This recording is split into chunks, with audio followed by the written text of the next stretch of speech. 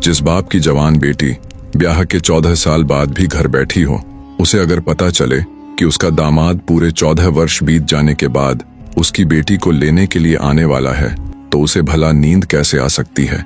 बिल्कुल उसी परिस्थिति में आज फौजदार था। वो ज्योतिषी के कहे अनुसार चौकन्ना हुआ अपने दामाद के आने का इंतजार कर रहा था। रात हुई तो जाटनी का लड़का एक व्यापारी का वेश धारण कर फौजदार के घर के आगे ये कहते हुए चक्कर लगाने लगा कि यही आसपास मेरी शादी हुई थी। पता नहीं कौन सा घर था। अब फौजदार तो परिवार सहित पहले से ही कान खड़े कर दामाद के इंतजार में थे। फौजदार तुरंत बाहर निकला और बोला, याद कैसे रहेगा इतने दिनों बाद जो तू आया है, और उसे आदर सहित घर के अंदर ले गया। उसका अच्छे से आतिथ्य किया। उसके लिए घर के ऊपर बने चौबारे में बढ़िया बिस्तर लगवा दिया। दामाद की अच्छे से खातिरदारी करने के बाद फौजदार खुद अढ़ाई छैल की तलाश में निकल गया।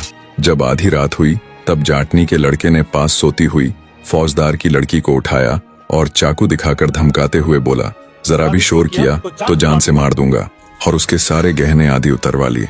जाते हुए जाटनी के लड़के ने फौजदार की लड़की को खाट से बांधकर उसके मुंह में कपड़ा ठूंस दिया और बोला, कह देना अपने बाप को कि तू कहाँ अढ़ाई छैल को बाहर ढूंढता फिर रहा है। वो तो तेरा जमाई बन तेरे घर आया था। इतना कहकर घर में रखा अन्य धन आदि लेकर जाटनी का लड़का रफू चक्कर हो गया। सुबह हुई और सारा भेद खुला तो फौजदार ने भी अपना सिर पीट लिया। जब राजा तक ये खबर पहुंची तो उसके सब्र का बांध भी टूट गया। साले सब के सब निकम्मे हैं, कोई किसी काम का नहीं। अंततः राजा ने खुद अढ़ाई छैल को पकड़ने का बीड़ा उठाया। उधर जाटनी के लड़के ने बूढ़ी मालिन को लूटा हुआ बहुत सारा धन दिया और बोला, क्यों रिमाए, आज किसने बीड़ा उठाया है अढ़ाई छैल को पकड़ने का। मालिन बोली, अरे बेटा क्या बताऊं, उस अढ़ाई छैल ने तो पूरे नगर की नींद उड़ा रखी है।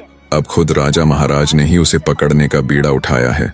मालिन की बात सुन शातिर हंसी हंसता हुआ अढ़ाई छैल बोला, ओह, तो आज राजा साहब खुद निकलेंगे अढ़ाई छैल को पकड़ने के लिए। इसी दिन का तो उसे शुरू से इंतजार था।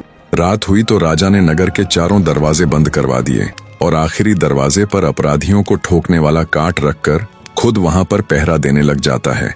उधर जाटनी के लड़के ने एक अत्यंत सुंदर लड़की का वेश धारण कर लिया और हाथों में पूजा की थाली लेकर निकल पड़ा नगर में।